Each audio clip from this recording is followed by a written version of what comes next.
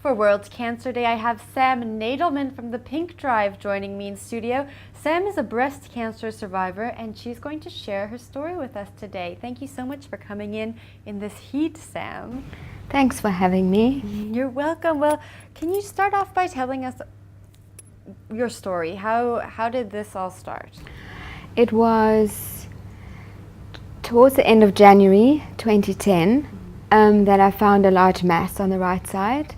And I had a general annual appointment booked for April. So I thought, leave it until April. It's not causing any pain or discomfort.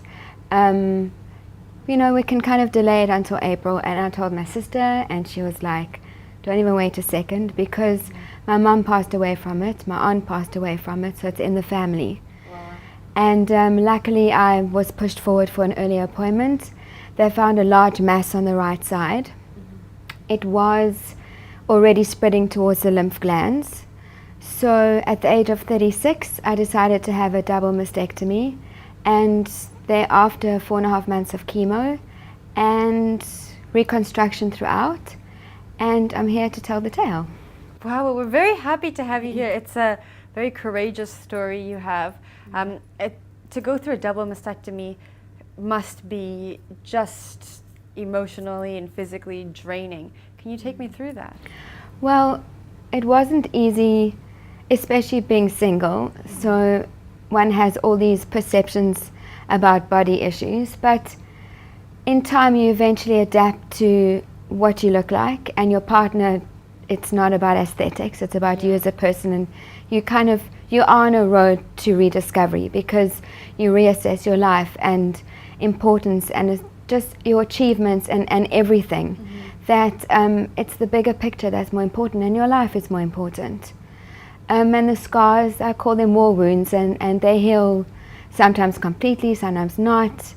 But it's an experience that you need to put your life first and everything else after.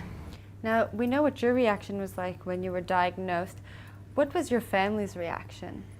Well, my mom had passed away 2 years before that, and it wasn't easy. So especially the process of the whole day, I was sent from one doctor to another, having a lung biopsy and x-rays, and there's so many, because they want to tackle everything immediately, because the longer you delay, the more complicated the process or the treatment becomes.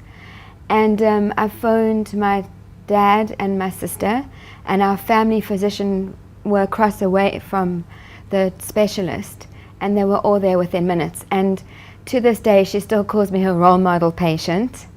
And I never liked things to be behind whispered or not discussed in the open. And my family, everything was laid out in black and white. Deal with things as they come up, and you tackle one hurdle at a time. Do you think that's important for people who are dealing with cancers, that they have to be very open about what's going on? I believe that everybody should be open and honest about the diagnosis, because it varies from person to person. Breast cancer stages vary from person to person, and the treatment varies from person to person.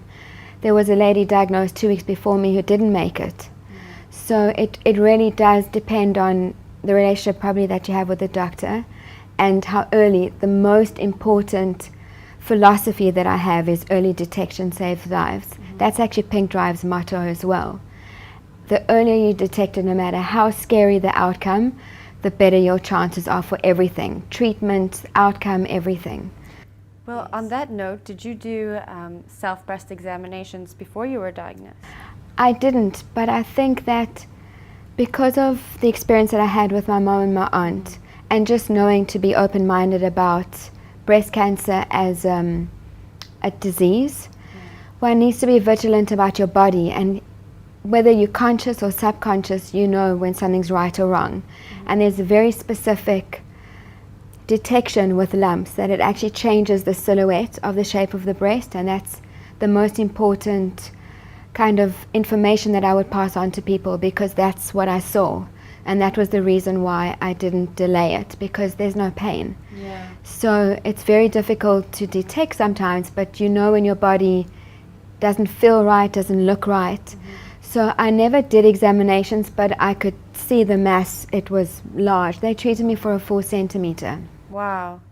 And when you say it changes the silhouette, in which way does it change? Well, when you lift your arm or when you lie down, you can see it from underneath the skin. So it's big enough to be able to be noticeable. So I had never done self-examinations. Yeah. I'd never been for a mammogram.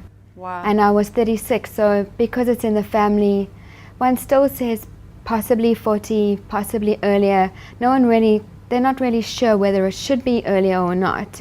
It's just probably precautionary, but I was pushed forward for a semi-emergency mammogram because the mass was, they called it calcification in a grey area until they can do further tests, biopsies and x-rays and sonograms.